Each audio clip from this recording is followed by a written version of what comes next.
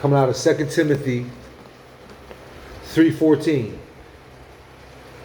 Steadfastness in the scriptures. Amen. So you can be close to God at all times. The Father. Amen. That's the whole reason, because to know God is to know His Word. So that's why it's important to be steadfast in the scripture. Steadfast meaning always study and fast. Fast to study the Word of God. That's steadfast in the scriptures. But continue thou in the things which thou hast learned and hast been assured of, knowing of whom thou hast learned them. Amen. This ties right into Titus. Titus 1:9. What does Titus 1:9 says? Holding fast the faithful word as he hath been taught, that he may be able by sound doctrine both to exhort and to convince the gainsayers. You have gainsayers, you see? You got to rebuke these people that come with their apostasy of the Word of God. Amen. You got to set order in the church. The church has to be established and needs to be organized so it can function effectively. Amen. Sometimes you have to ordain elders in every city, which is the Greek word for presbytery. You get Presbyterian, where you will be appointing, certain teachers to rule inside the church. Mm-hmm. So we talk about being steadfast in the scripture. We just came out of Timothy chapter 2, verse 3, verse 14.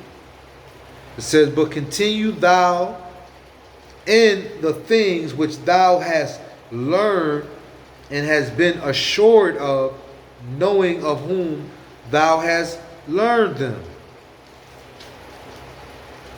And then Titus 1:9 says, holding fast. You're talking about, being steadfast in the scriptures, studying the Word of God, being fast, being swift to grab your scripture, grab your Bible, and go into the Word of God and praise His holy name and learn something, learn some more about God, learn some more about your Father.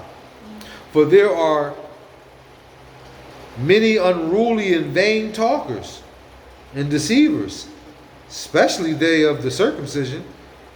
This is, warnings against false teachers. But verse 9 of Titus 1 saying, holding fast the faithful word as he hath been taught, that he may be able by sound doctrine both to exhort and to convince the gainsayer. The gainsayers. What is that saying? Holding fast the faithful word. Staying on top of your game with the word of God. You got to stay studying the word. You got to stay on point with the word. You got to stay in tune with the Father. You got to stay in tune with the Son. You see? You got to stay praying to the Father in the name of Jesus, and you got to keep studying your word to know more about the Father and more about Jesus. You know what I'm saying? So you can, walk accordingly and have the blessings of the Father, on your life. You know what I'm saying?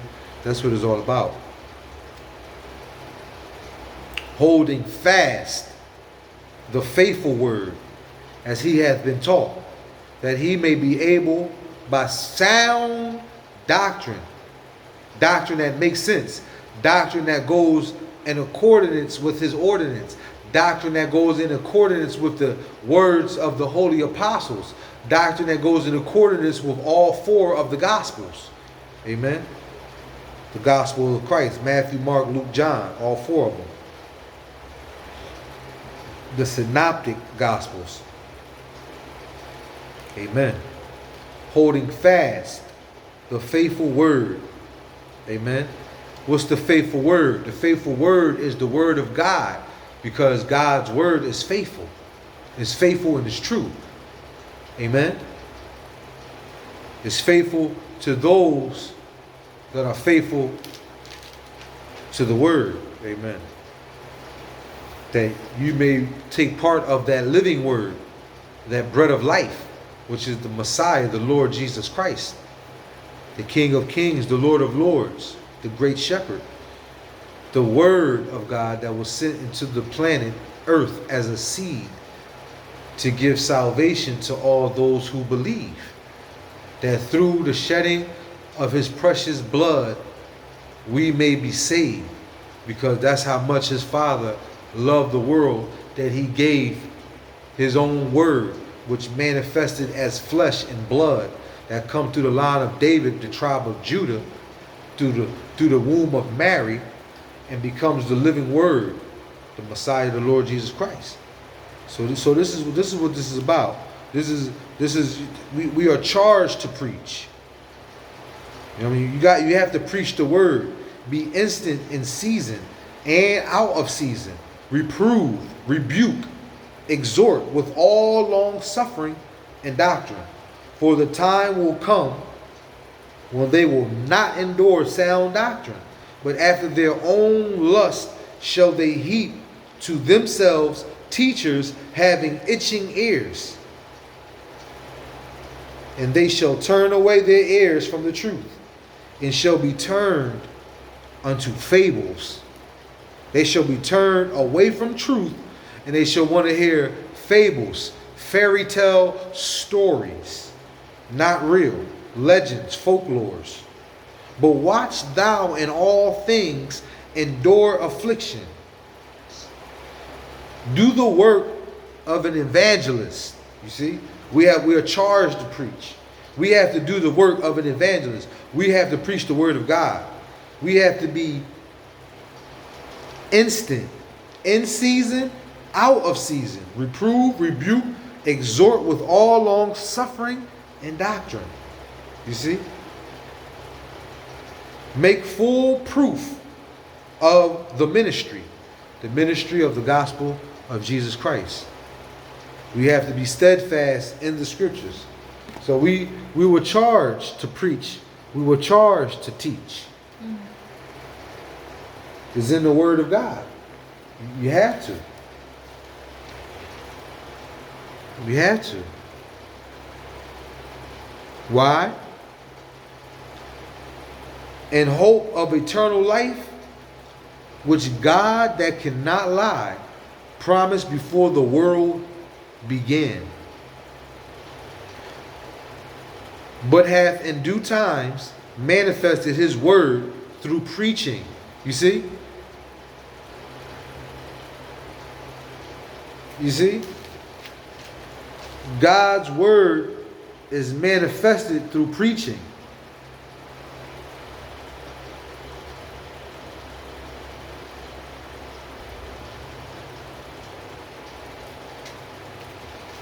That's why it's important to teach the word of God in hope of eternal life. We have to have the hope of Christ.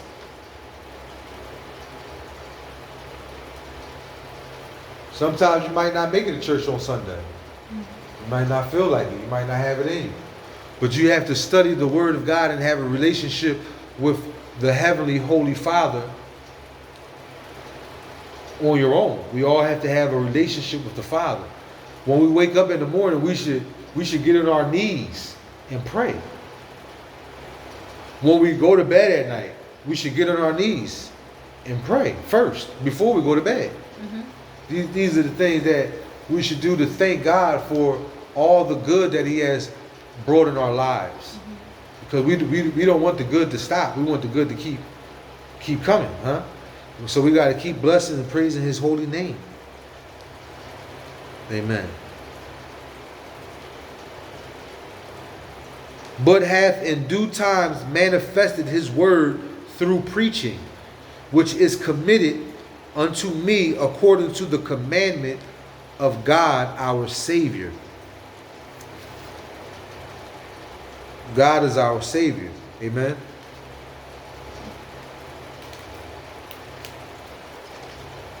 That's what it says. When you go into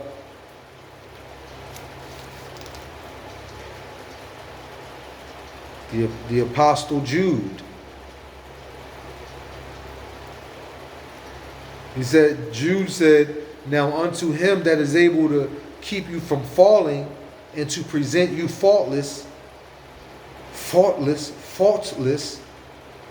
Now unto Him that is able to keep you from falling and to present you faultless before the presence of His glory with exceeding joy.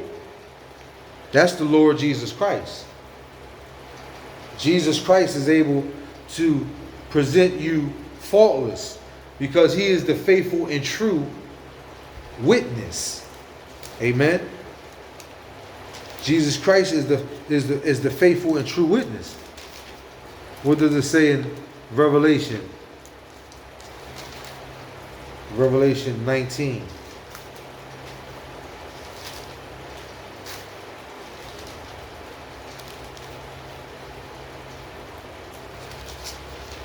Revelation 19. It says,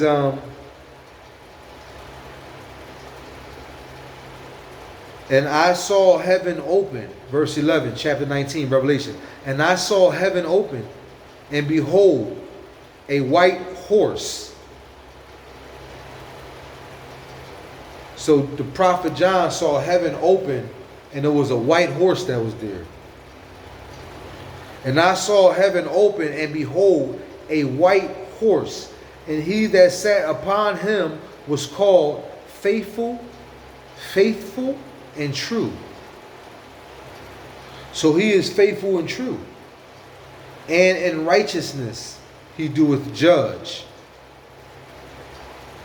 So now unto Him that is able to keep you from falling and to present you faultless before the presence of His glory with exceeding joy, to the only, so He's going to present you faultless before the presence of His glory with exceeding joy. Two, He's going to present you to the Most High. He's going to present you to the Father. He's going to present you to the only wise God. To the only wise God, our Savior. Be glory and majesty, dominion and power, both now and ever. Amen. So that's what Jude says. Falling is literally a word meaning stumbling. Savior here refers to God the Father, but is often applied to Christ. In the Old Testament, there is only one Savior. Isaiah 43:10 and 11. Thus, early church application of the term to Jesus implies His unity with God the Father. Many ancient manuscripts have through Jesus Christ our Lord following Savior. If those were indeed Jude's original words, it is a moving tribute to the figure with whom he once shared childhood and in whom now places personal trust. So let's go to Isaiah 43:10 now. Isaiah 43:10.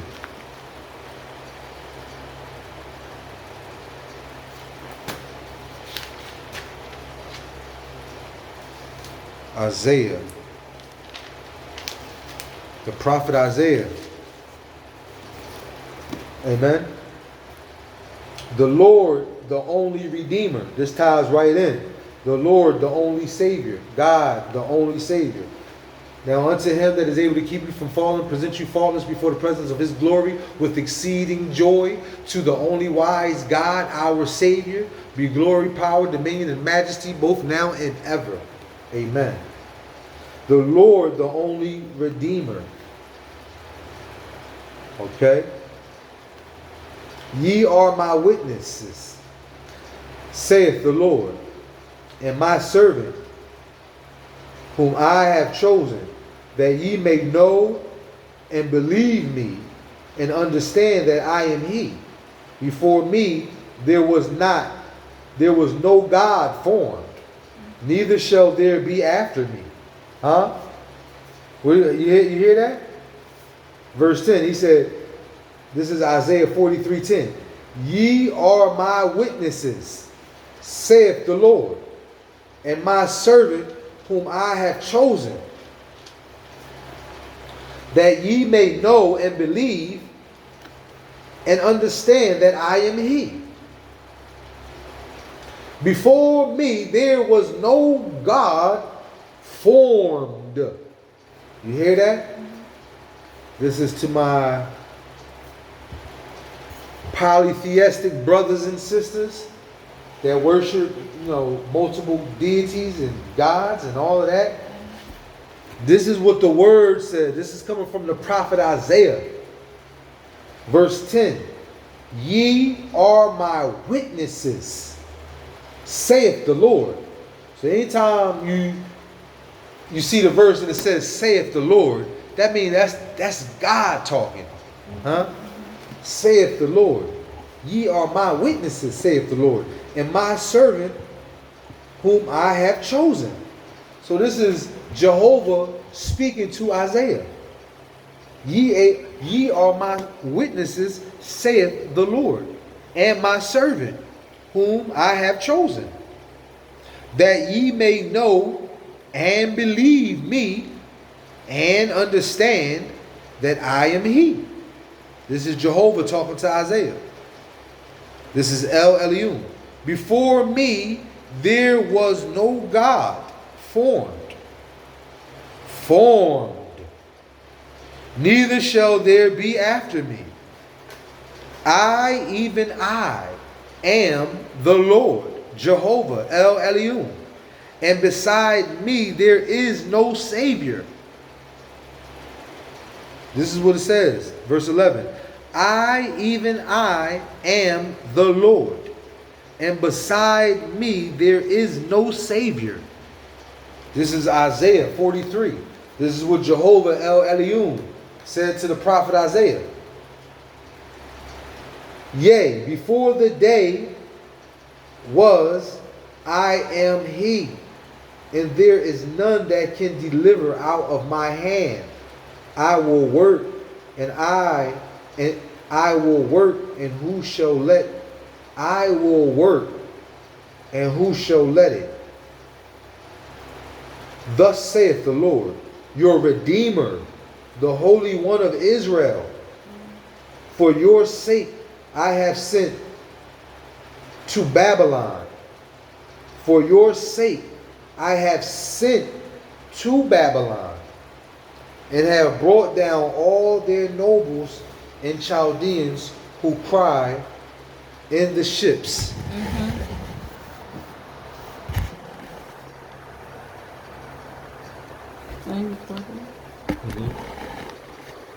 In the ships. Wow. So this is serious. The Lord is the only Redeemer. This is what it says in Isaiah. So this debunks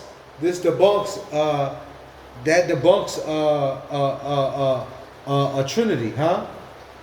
Would that debunk the Trinity? Huh? Will this debunk the Trinity? He says,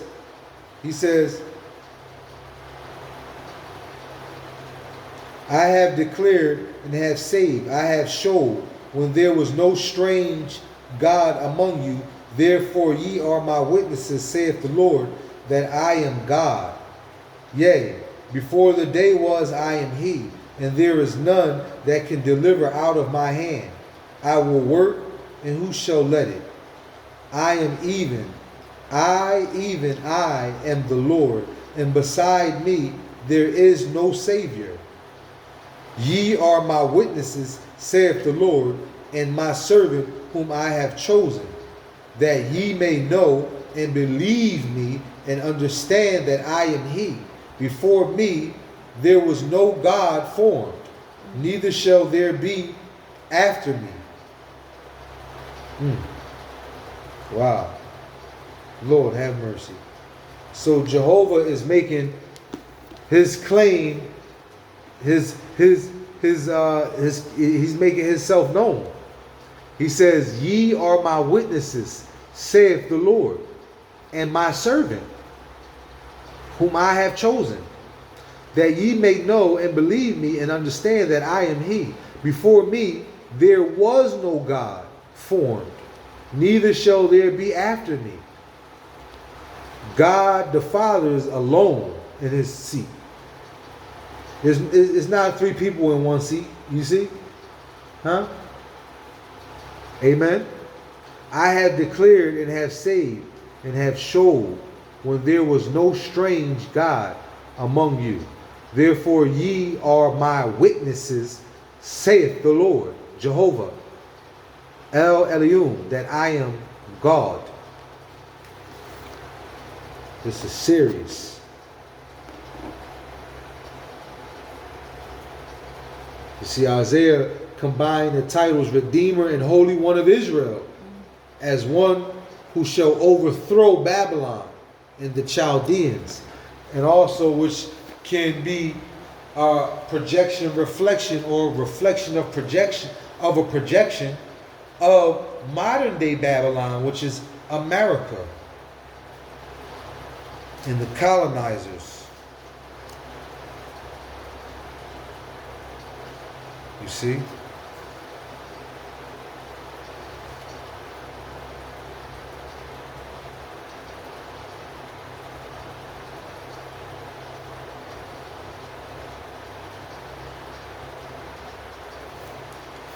Yeah, so just want to, go into the scripture,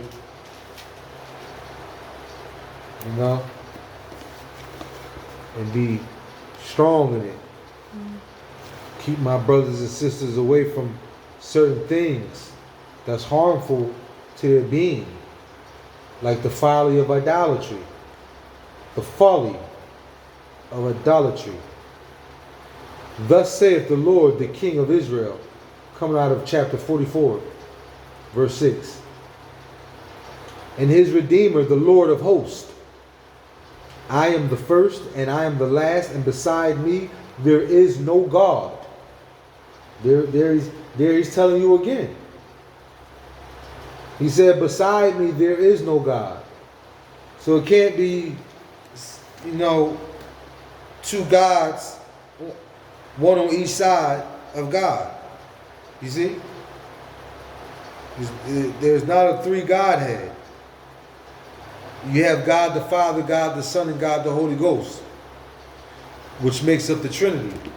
But you see in the Old Testament, thus saith the Lord, the King of Israel, and his Redeemer, the Lord of hosts. I am the first and the last, and beside me there is no God. What is that saying? That's debunking multiple gods on the throne. There's only one God on the high throne, in the spiritual realm, in the ethers. Amen? And who as I shall call and shall declare it, and set it in order for me, since I appointed the ancient people. And who as I shall call and shall declare it, and set it in order for me, since I appointed the ancient people, and the things that are coming and shall come, let them show unto them. The ancient people.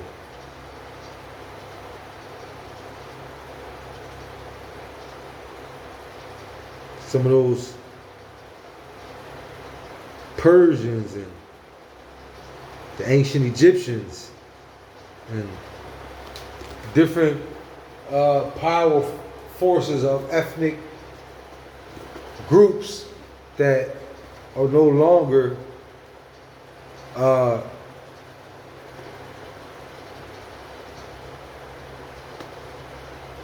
reigning at their capacity, right? Fear ye not, neither be afraid. Have not I told thee from that time and declared it? Ye are even my witnesses. Is there a God beside me? Yea, there is no God. I know not any. It's idolatry to put a God with God the Father. He's telling you in Isaiah, there is no God, I know not any.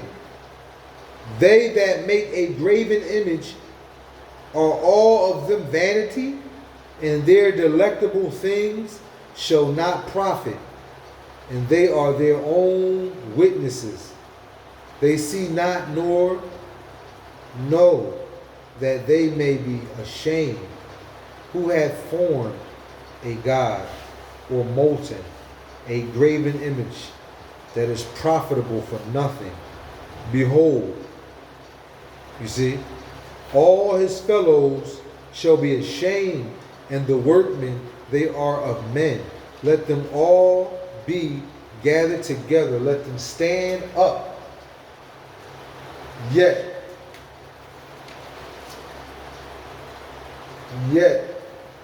let them stand, and behold, all his fellows shall be ashamed, and the workmen they are of men. Let them all be gathered together. Let them stand up, yet they shall be feared. They shall fear, yet they shall fear, and they shall be ashamed together. You see, this is talking about idolatry. All those people that make and worship graven images, worship stones, worship statues, worship trees, worship waterfalls, all these different things. These things are, as my Muslim brothers would say, haram. You can't do that. You worship God and God alone. You see? He heweth him down cedars, and taketh the cypress and the oak, which he strengtheneth for himself among the trees of the forest. He planteth an ash, and the rain doeth nourish it. Then shall it be for a man to burn, for he will take thereof and warm himself. Yea, he kindleth it, and baketh bread. Yea, he maketh a god, and worship it, and maketh it a graven image, and falleth down thereto. So you take this thing, you could be making, food, you warm yourself with it, then you kindle it, and you bake some bread. Next thing you know, you're making a god. You up there, you got some molten rock, and you creating something as an idol for you to worship. So we want to stay clear of the fallacy or the folly of idolatry. All right, so we're going to close it out right there. And we'll come back at you with some more word very soon.